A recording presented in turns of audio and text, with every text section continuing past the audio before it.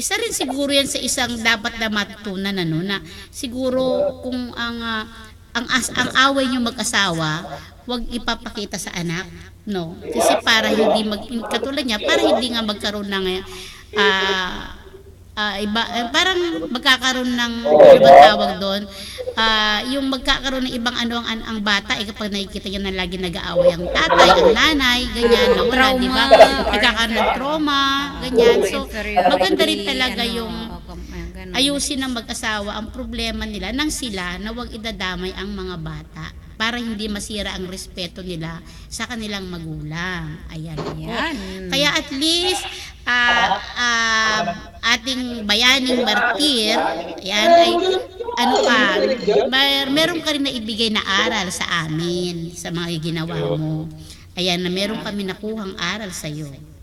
Ayan po ang akin lang pong point of view sa buhay po ng ating letter sender ngayong gabi ito. Ayan po. Napakaganda po ng advice ng ating kasama dito, si Kuya Edmar at saka si Ate Louie. Ayan po sa ating mga listeners, sana po ay nagbigay aral sa atin, and of course para po sa iyo, bayaning martir. Kinagagalak ko po at naglakas ng loob ka na sumulat sa amin. Hindi lang po problema yung dinulog mo sa amin, bagkus ay nagbigay din po ng aral at inspirasyon sa mga ibang mga OFW na kasama natin din po. Para sa atin po, yan, sa ating programa dito sa Suri the Kiss, isa na naman ang sulat na from OFW from Singapore to Japan na hindi ko natatandaan na kung nakailang liham na po ba tayo mula nung nagumpisa ang ating Suri-the-Kissan po. Malimit po na humihingi ng payo sa atin ay mga OFW po. So para kay Bayaning Martir, masasabi ko sa iyo ang tibay ng dibdib mo at matapos kang hiwalayan at balikatin ang pagpapalaki sa iyong dalawang anak at ganun na lang ang biglang pagsulpot ng sakitin mong asawa sa piling ng iyong mga anak. At ikaw pa kamo ang gumastos sa pagpapagamot hanggang gumaling kapiling ang mga anak. So, well, sana wag na maulit ang pag sa kabilang bahay ng iyong asawa.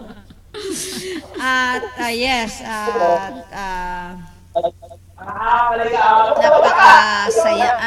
masaya ako at umaasa na nabuo muli ang isang masayang pamilya nyo, lalo na at may apo na kayo. Sana po ay tuloy-tuloy na po yan. So, and of course,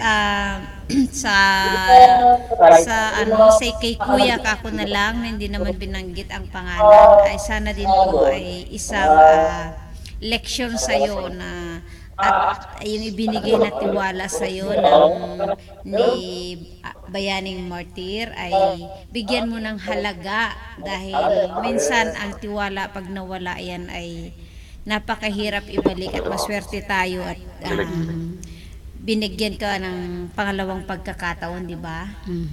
Ayan po ang tinanggap ka sa bahay. Yes, totoo diba? Po yan. Yan po yung ating yung may papayo sa kanya. Yes po. Napakaganda. And thank you so much, Miss Bayaning Martir. So may additional pa po ba, Kuya Edmar, sa ating mga dyan? Ating